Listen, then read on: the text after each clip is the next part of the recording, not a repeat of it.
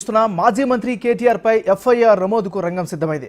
ఆయన ఎన్నికల నిబంధనలను ఉల్లంఘించారని దానిపై చర్యలు తీసుకోవాలంటూ జీహెచ్ఎంసీ కమిషన్తో పాటు జిల్లా కలెక్టర్కు ఎన్నికల సంఘం మెమో జారీ చేసింది. దీంతో కేటీఆర్ పై ఎఫ్ఐఆర్ నమోదు చేయనున్నట్టు తెలుస్తోంది. ఈ నెల 13న నందీనగర్లో ఓటు వేసిన తర్వాత కేటీఆర్ మీడియాతో మాట్లాడారు. తెలంగాణ తెచ్చిన పార్టీకి, తెలంగాణ సాధించిన నేతకు తాను ఓటేశానని, మీరందరూ కూడా ఓటు వేయాలని కేటీఆర్ అన్నారు. దీనిపై కాంగ్రెస్ సీనియర్ నేత నిరంజన్ ఇచ్చిన ఫిర్యాదు మేరకు ఈసీ స్పందించింది.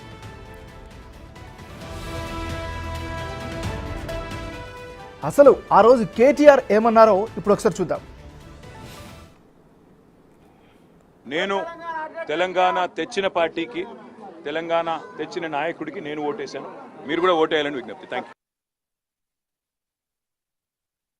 నేను తెలంగాణ తెచ్చిన పార్టీకి, తెలంగాణ తెచ్చిన నాయకుడికి నేను ఓటేశాను. మీరు కూడా ఓటేయాలని విజ్ఞప్తి. Thank you.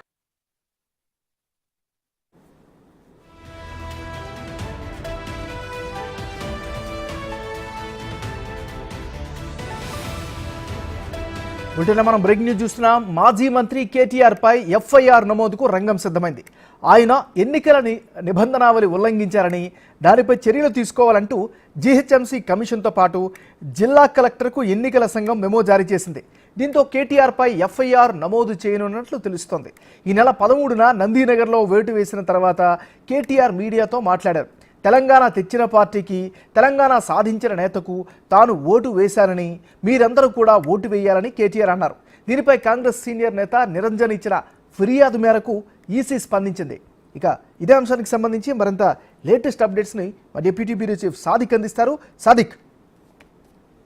ఎంఎన్ఆర్ ఎన్నికల నిబంధనావళి MCC model code of conduct ను ఉల్లంఘించినందుకు గాను మాజీ మంత్రి కేటీఆర్ పై చర్యలు తీసుకునేందుకు రంగం సిద్ధమవుతుంది. ఆయనకు ఈ మేరకు ఎఫ్ఐఆర్ నమోదు కానుంది. ఈ మేరకు జిహెచ్ఎంసీ కమిషనర్, జిల్లా ఎన్నికల అధికారికి ఈసీ నోటీసు జారీ చేసింది.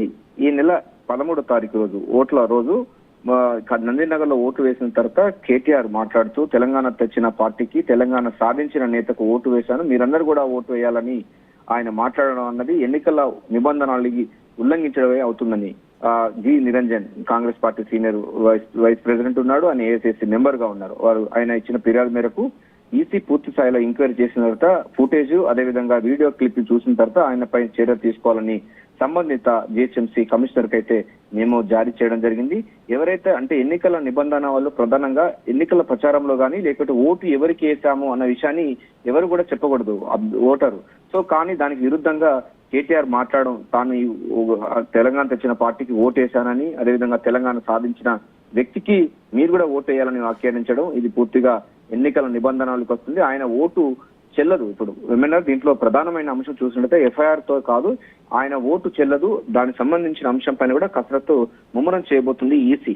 సో మాజీ మంత్రి కేటీఆర్ ఓటు కూడా ఇక చెల్లకుండా ఉండే విధంగా ఇప్పటికే చర్యలు తీసుకోవాలని కూడా జి నిరంజన్ చెప్పడం జరిగింది.